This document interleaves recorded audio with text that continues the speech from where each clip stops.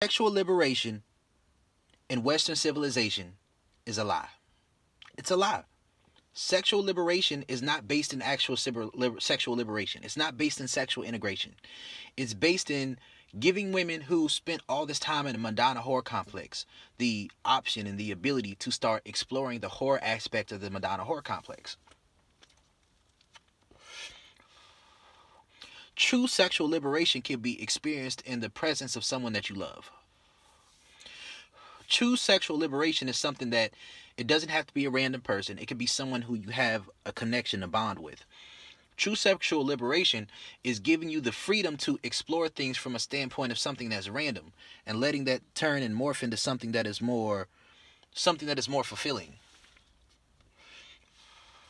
If you don't have the freedom to have random sex for the sake of it, then it's going to be difficult for you to be sexually liberated at all, right? But just because it's difficult for you to be sexually liberated at all, and just because you're having sex for the sake of sex, doesn't mean that you're sexually liberated. A lot of women aren't really having sex for the sake of sex. They're having sex because it's repressed into them, so that they have to express that from the shadows. So they're gonna have random hookups. They're gonna have random guys they fuck with. They're gonna have guys who just speak to nothing but their sexual shadow, but not really to speaking to also integrating the sexuality with the emotion. True sexual liberation is having the ability to integrate sex into emotion.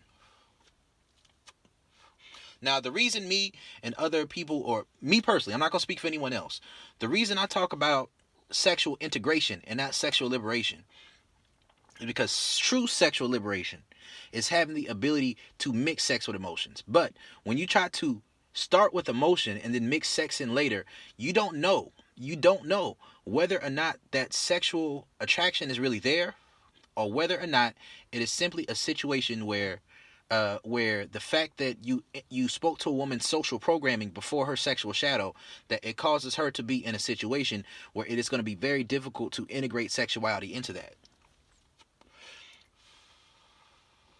Because not only men have Madonna whore complexes, women have them too. It's just women have had a easier time and a better time and an easier time at being able to hide that, because they knew that the men that they were sleeping with, or the men who they were married to or dealing with or committed to, are men who would not be open to them expressing themselves sexually the way that they really wanted to, because sexuality for most of history was based in acculturated prostitution.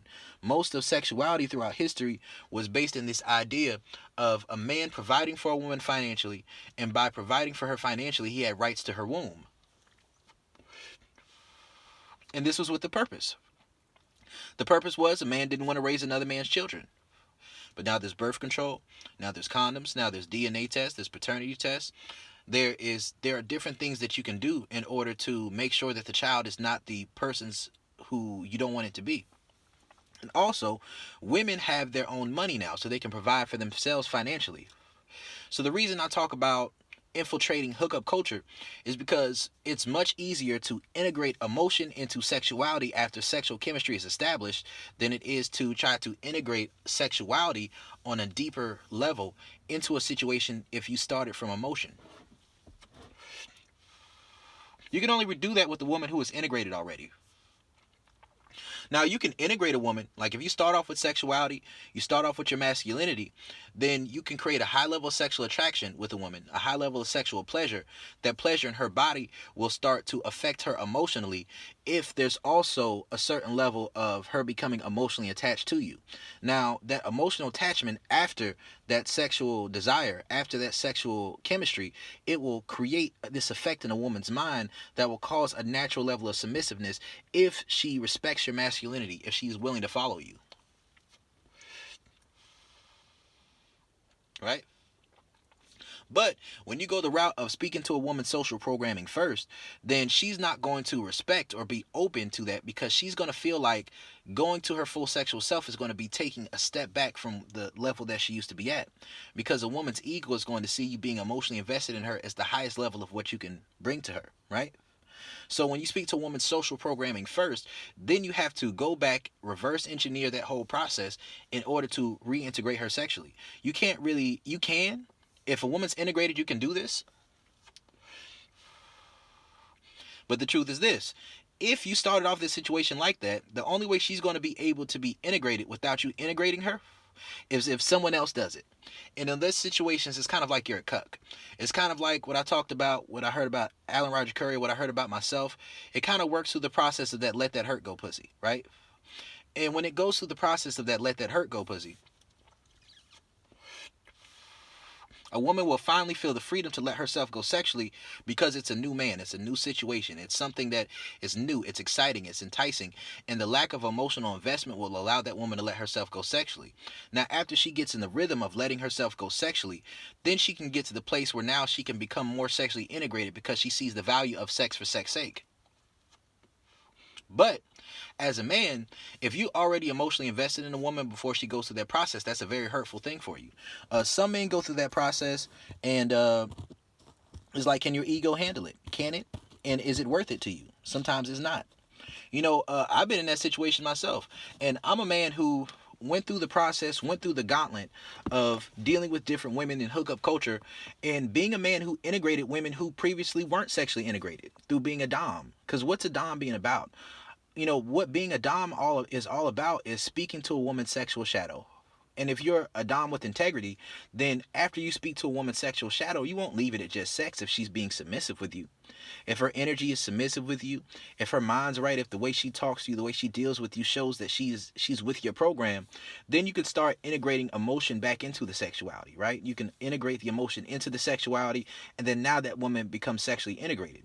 But when you start with emotion, that woman feels like she's being demoted when you do that. So you have to take a mindset where she has to value you enough to where she understands how she fucked up, you understand how you fucked up, and you're not taking this mindset where you're also being shamed into saying, no, I still want to love you, baby, I still want all this stuff. It's like, nah.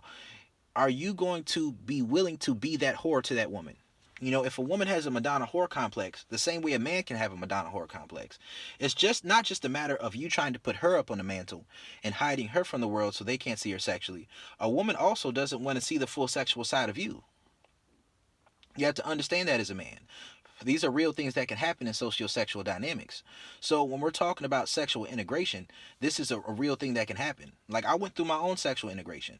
Now, I thought I was sexually integrated at first because my mindset was always wanting the height of my sexual experience to be with the woman who I was in love with. But at the time, my mindset was also somewhat limiting a woman's sexuality by trying to think that investing in a woman emotionally was going to reap those benefits. It doesn't work like that. I'm sorry, it doesn't. And if you try to go that route, you probably saw that it doesn't. And if you're dealing with a woman who's already sexually integrated, then, chances are y'all are having sex pretty early anyways. It's one of those things where you just have to understand that that's just how the cookie crumbles. Now, like, this is the thing. Even as a man, like, I went through the process of making sure that I had toxic dick. I went through the process of making sure that I got to the point where I had pure sexual value with attractive women. Like, before I ever got to the point, I cut out relationships, I cut out dating altogether, I cut out all that shit. And I got to the point where it's like, okay, I'm only going to deal with women from the sexual front first, right? And what I learned through that process is that a lot of the things that a woman who isn't sexually integrated thinks about you, a lot of those things that a woman thinks, right? A lot of those things that a woman thinks is going to be one of those situations where you're going to think that, okay, well, if I marry her, or if she becomes my girlfriend, or if I do this, or if I do that, or if I make her feel comfortable, if I make her feel respected, if I do all of these things that her social programming tells her that she needs, if I don't say bitch, I'm going to say bitch. If I do all these things to treat her with respect, then she's going to feel comfortable enough to open up to me like a delicate flower. Bitches don't work like that. Women don't work that way. They like to think they work that way, but they don't. They don't. The truth is that natural submissiveness will be even more turned on by how abrasive you are. What I've learned being a dom is that, when I present my program to a woman, I can take a woman in the bathroom. I've done this on multiple occasions. Be the first time I'm ever sleeping with a woman. And I'll grab her by the back of her neck like a fucking pit bull puppy and say, as long as you're in this bathroom, you're my bitch. You my nasty bitch. These are things that when a woman is in her true feminine energy, when a when a woman's in her sexual shadow and she's in her feminine energy and she's being submissive with you, that you taking this dominant, abrasive, aggressive approach with her is only going to turn her on even more. A woman is waiting for that opportunity. You know, when a woman is sexually desires you, when a woman is sexually attracted to you, and you come at her with this aggression, you come at her with this dominant energy, you know, if you don't do that, she's like, what is he waiting on? I want to be his whore. I want to be his slut. I want to be his bitch. You know, that's how she's thinking. I want him to smack me. I want him to spit in my mouth. I want to put his thumb in my ass. I, I, I want him to. I want him to hurt me a little bit, because that's the aspect of the bigger fish theory. You know, a woman who is looking for that submissiveness, a woman who's looking for that, she wants a man who is bigger than what it is that she's afraid of. She's not looking for a man who's just going to speak to her social program and make her feel comfortable all the time. No, she wants you to hurt her. You know, if a woman is always running from pain, she's always running from pleasure, that woman isn't sexually integrated. She sees you as a beta male provider type of guy, as a platonic friend, as, you know, pretty much her gay friend, just a dude who she talks to and hangs out with, and she wants to be besties with you. I'm not your friend. Like, this is the thing you have to understand. It's like, you can build that relationship over time, but you need to start with biology first. Because if you don't, then you have to deal with the fact that you're always going to be, she is going to judge your desire for her off of your willingness to subject yourself to her social programming. So when you try to step outside of those bounds, when you already set that precedent, she's going to feel like you're being inconsistent with your own standards, with your own boundaries, with her boundaries, right? But the thing is this, when a woman is truly sexually submissive with you, there are no boundaries. Whatever you want to do, it's all game. The more out the box it is, the more turned on she is by it. The more aggressive and abrasive you are, the more she gets deeper and deeper into her feminine and submissive energy, and the more she wants you to dominate her, the more she wants you to take her to the point where you fucking her into her feelings, to the point where you're pushing her past all her boundaries, to the point where you're just taking her to that place and you're pushing her over the edge, and she just wants to give into that pleasure. She just wants to give into it. She wants to give into you. She wants to take it all. She wants to take the pain with the pleasure. She wants to take the disrespect with the respect. She wants to take the love with the hate. She wants to take the good, the bad, and the ugly. If a woman only wants the good from you, it's because she doesn't see you on that level. You have to understand this. This is a big aspect of sociosexual dynamics. When society talks about sexual liberation, it's a lie. It's a lie. It is a lie. Western civilization is not sexually liberated. Western civilization has just given people a place and given people space to express their sexual shadow, but not to become truly sexually integrated and to experience the height of sexual pleasure while also having emotion in the same realm.